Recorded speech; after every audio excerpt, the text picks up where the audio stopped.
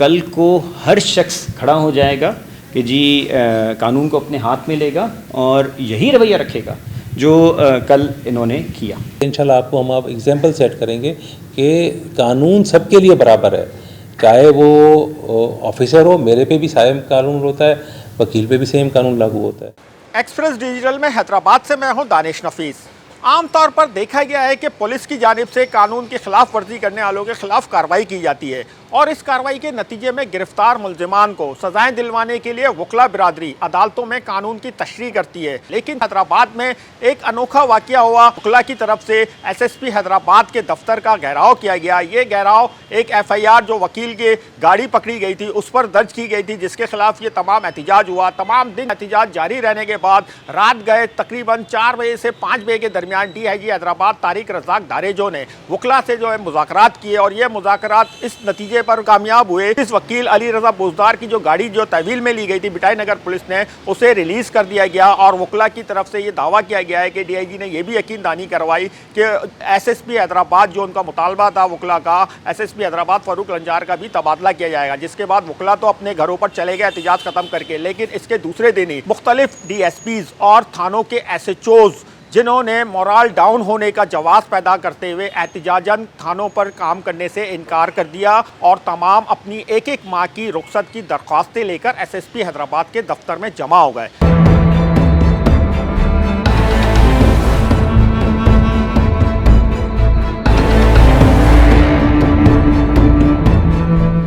जिसकी वजह से तमाम थाने SHOs और DSPs से तमाम दिन खाली रहे। बड़ी तादाद में DSPs और SHOs के SSP के दफ्तर में पहुंचने के बाद DIG Hyderabad Tariq Razzaq Dharejo, divisional commissioner Bilal Memon, deputy commissioner Hyderabad Zainul Abideen Memon भी SSP के दफ्तर पहुंच गए और आपस में उन्होंने इस हवाले से मुशावरत भी की और उन्हें ये समझाने की कोशिश करते दिखाई दिए कि इस तरह के चैलेंजेस जो कल वकला की तरफ से उनके सामने आए थे ऐसे आते रहते हैं, उस पर उनका मोरल डाउन नहीं होना चाहिए, उसे भी जो है वो मुख्तलिफ तरीक़ों से हैंडल करने की इस इशू को कोशिश की जा रही है। इस हवाले से जो SHO जो वहाँ पर जमा थे, हमने उनसे बात की है। हमारे थाने के सब ऑर्डिनेंट्स हैं, उन्होंने काम से हमें जवाब दे दिया है।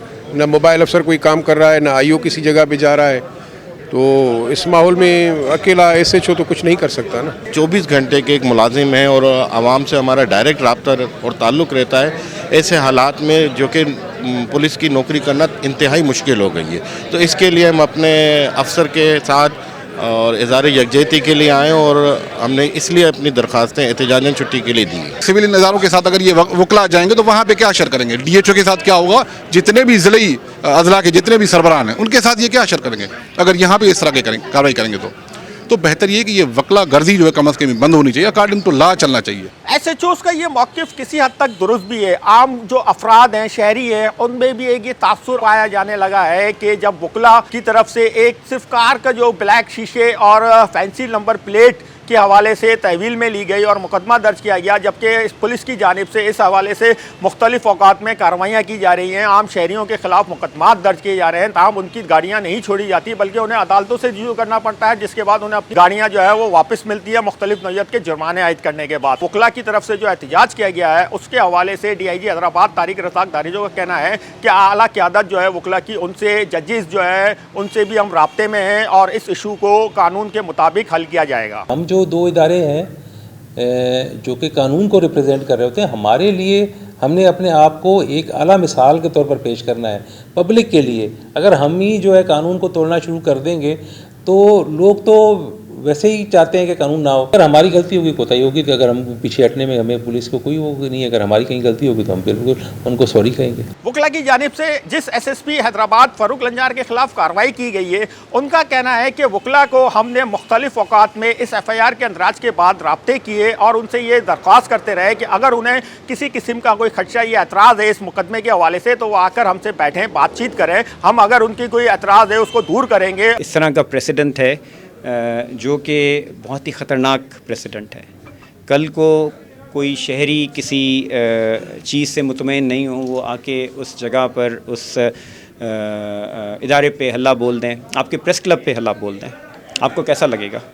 ये कोई तरीका नहीं है। मतलब हर चीज़ का एक तरीका होता है। ये जो कल किया गया हरकत इंतहाई काबिल मज़म्मत है और जो इसमें लीगली चीज़ें इन्वोक हो सकती हैं वो भी की जाएंगी और इंशाल्लाह ताला जो इसके कल्प्रिट्स हैं they would be taken to task.